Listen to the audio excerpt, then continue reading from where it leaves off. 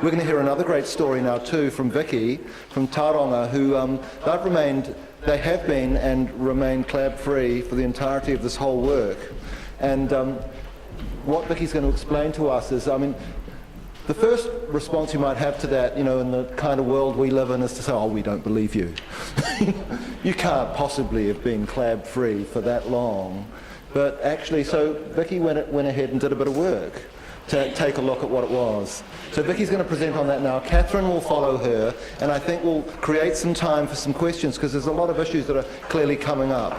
And the culture issue, behaviour issues, how young registrars and SMOs change their practices are very important things. But in the meantime, I'll hand over to Vicki. Thank you. Hi guys, thanks for that. So I'm Vicki, I'm from the Bay of Plenty, and I'm just going to talk for about 15 minutes about one of the things that we've been doing in our DHB. So I'm just going to talk through the audit that I've been doing and the summary, and then, like I say, we're going to have questions at the end. So just a little bit of background. I'm a UK trained anaesthetist stroke intensivist, and I've only been out here about 2 years, and we were already doing this in the UK before I arrived, and my standard practice was to put this HMGG on my forms, which meant hat, mask, gown, gloves, and that was just standard to go on everything, and then ChloroPrep came next, so that was what we were doing. So I arrived out here, got asked to do this project, and was really interested that we didn't have any clabs. And like you say, my first question was, I didn't believe it. So we've had a look. So just a little bit of background about the hospital, if you don't know it well. We've got a 20-bedded unit, but it is ICU, HDU, and coronary care all in one. The nurses work across all of the unit. We've mainly got 6 ICU beds and 6 ICU consultants that do all of the ICU. We have no juniors, no registrars that work on the ICU. The relevance, and I'll say why later, we do full weekends as the consultants, and so we do up more than 48 hours when we're actually on call with no juniors. And we've also got a brand new unit that opened in June 2011. And our microbiologist comes on the floor every day of the week and catches up with us and lets us know what's going on. So we're very lucky. So this is our new unit, and the one thing that struck for me from coming from the UK is we've got no curtains on our new unit. We've got fixed walls. So that's what our bed space looks like. And so just of interest, because it was interesting to me that it was different to what it was like in the UK. So my objectives were to confirm or deny the presence of clabs, look for the missed clabs, and generally look for some hints and tips as to why we might be doing so well and not having any. So time-consuming as it is, I did a hand search of 40 consecutive sets of notes, which kind of went from mid-February to mid-June to get all of those, which was a challenge as well to find them. I had to search our aortic database and look for the patients that we'd had on the unit, and work through which ones of them had actually had central lines put in. So I looked through lots more notes than are actually up there. We looked for all the lines that came into our unit, and then I followed all the lines off to the wards and 48 hours post-removal. There's only one line that I didn't follow post-removal, and that was one of our PICC lines, and the patient went home with them, and it was difficult to find when it had actually been removed. This was the audit form that I used, so all the demographics, insertion details, line days, and then I looked through all the OBS records, blood results, track their white count, CRPs, antibiotic usage, and then if blood cultures were done, how many sets were done, and were we missing it when we should have been doing blood cultures, should we have been doing them? So my lovely ward clerk kept bringing me all these notes, which sat in a pile in the office, and then I was initially planning to do it from our impact forms, which probably some of you have seen by now because we've talked about it before, but in reality it took the full OBS charts to actually get the information I wanted. And then I had to read through all the documentation of the doctors and the nurses, and mainly to find out when the line came out. Doctors are really bad at that and the nurses are really good at it, but it means reading through everything.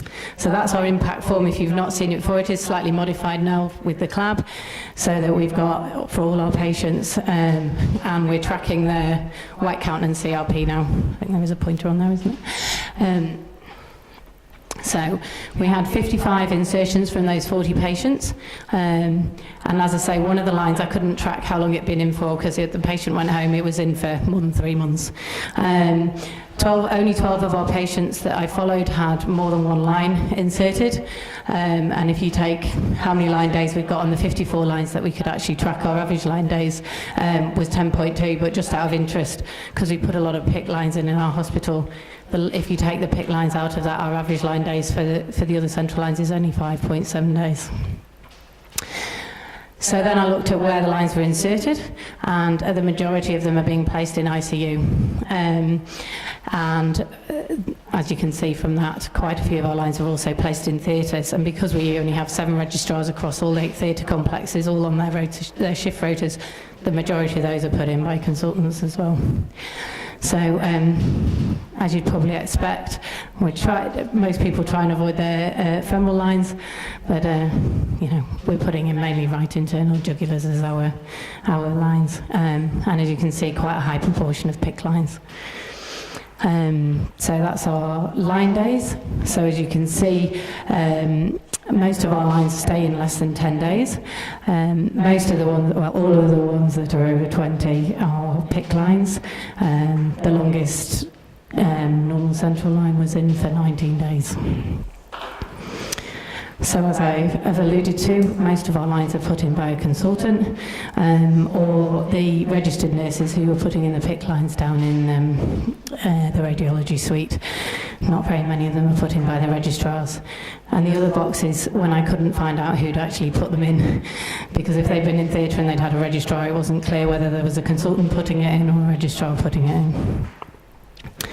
So looking at the patients who had more than one line, 12 of the patients, like I say, had multiple lines, and 2 of those required more than one line at the same time. So if they were having on the filter, so they had a central line and they had a fast cath in. And 2 patients were just separate incidents. They happened to have had all their lines taken out and were about to go to the ward, and then they were ill again. So I tracked all those. 5 of the lines that got changed for long-term TPN or antibiotics. This is one of the things that happens quite a lot in our ICU, that they get changed for the weekend. I think that's because we're on call for 48 hours with no juniors, so if they've been in from the week before, we've got one of our consultants has a tendency to change them on the end of the week so that whoever's on the weekend won't have to change a line when there's just you and no juniors. So I think that does happen quite a lot. And 2 of them were changed in theatre. One was had a swan introducer put in for some volume replacement, and because the line had been in more than a week, it was then wired and changed for another line. And to be honest, I can't tell why they changed the other line in theatre. I think the registrar just wanted some practice. So I then tracked our antibiotic usage. So for all those patients, 3/4 of our patients actually had antibiotics. 7 patients had their antibiotics changed while they had their line in situ. 3 of them were changed by the orthopaedics because of open injuries from fractures and because they wanted to change it. 2 developed pneumonia on chest x-ray and clinical grounds, so they had their checked. One was changed due to an itch. This one is the interesting one. I'm not really sure why it got changed. I can openly say. It then got stopped the next day, and there was one spike in temperature the evening before, and it just looks like my colleagues changed it on the ward round in the morning for the heck of it, and then it didn't. The line stayed in for a few days. There was no other change in their white count, their CRP. The antibiotic got stopped the next day. I really don't know the answer to that, but nothing else changed. The line stayed in, and they only had it for less than 24 hours. So our indications for blood cultures, there was only 5 of them that after the initial presentation had a spike in a temperature or clinical grounds to do blood cultures, and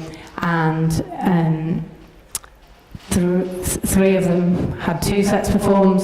One had only 1 set but no growth, no line change, no antibiotic change. We have to remember this was before most of the, earlier on in the CLAB thing. And one of them had this spike of temperature and didn't have the cultures done. So I couldn't find any. I don't think we missed any in that time period, apart from this one that had this one spike and antibiotics changed, but like I say, no white count went up, no CRP went up. But we, you know, if that happens, who's to say we're not missing them? So the theories are that we've got consultant insertions. We use a lot of PICC lines. So for our hospital, we have more than 30 PICC lines going in every month. And you know, we're not the biggest hospital. We do take them out early, so our longer stay patients in ICU will usually have no line. They'll just have a peripheral drip if we can manage that, if they're on a slow wean. And we don't have an arterial line in either, the lines come out. A lot of my consultants love to clean the area, and that's one of the things we're all fastidious about. We all clean the area before we put the dressing on, so there's no blood or anything under the line, under the dressing, should I say. We have got a brand new unit, but then when we look back, it was a while before we'd moved to the new unit that we hadn't actually had any clams. And we are lucky that our microbiology I&D physician comes up every day to the unit in the week and runs through all the patients, what antibiotics they're on, whether, you know, what cultures have come back from the lab. So we're hearing it in real time every day, what's going on. So we only got small numbers, it's all retrospective. It was difficult to find the removal date, that was what I found. Doctors' documentation's always awful. But are they being missed? I think we've always got to assume that everybody will miss them at some point and just keep looking for them. We've just got a patient on the unit at the moment who fits that criteria exactly. We're hunting for it, but we can't find anything. They've had their cultures done, they've had their lines changed, they've had everything, and they're sick. It's not the line. So I'd just like to say special thanks to the people who've helped me. So Dr. Lorraine Wilson and Jennifer Goodson for all their input with all of these things. My lovely ward clerk who was getting really annoyed with me when I asked for notes back when I hadn't quite got all the information. Fantastic team on the ICU who've done a lot of the work. And then our little photographer who helped out with that. Thank you.